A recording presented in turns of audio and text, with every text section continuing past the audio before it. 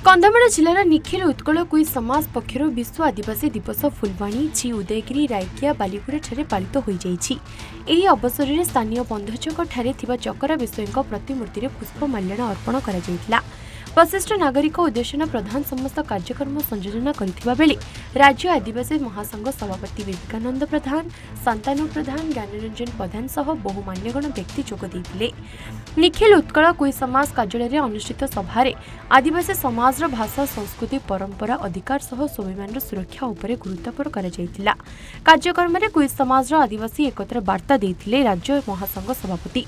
आदिवासी समाजर उन्नति पाई शिक्षा, स्वास्थ्य, रोजगार और सामाजिक सचेतनता उपरे अधिक गुरुत्व देवा आवश्यक एवं कुई भाषा और पारंपरिक संस्कृतिर सुरक्षा सह नूतन पीढ़ी को निज ऐतिह्य सह जोड़ी होई रहिबाको आह्वान दिया जायतिला।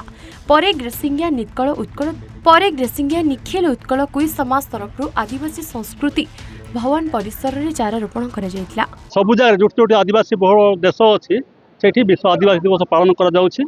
एटा जेतेबेले जातिसंघर गोटे बैठक बसला से निष्पत्ति होता है से क्रम आमको आदिवासी मानक गोटे ये अधिकार दिखाई सुजोग दिखाई जेहेतु आम सूची में नाला एवं तो सूची में ना कहले चले काटी दिखाई जोटा आम 9 शेड्यूल टाक तेणु आमको यहाँ गोटे दिवस दि जाए आम गोटे दिन खुशी आम पालन करूँ बाकी सबुदिन पराधीन होकर रही चारिआडे सब नाना पर्वपर्वाणी सब होची किंतु आमर पर्व होची कौन जंगल जमी जमी सुरक्षा रहिबो सेतिपाई आमे वृक्षरोपण करने सुव्यवस्था करछु।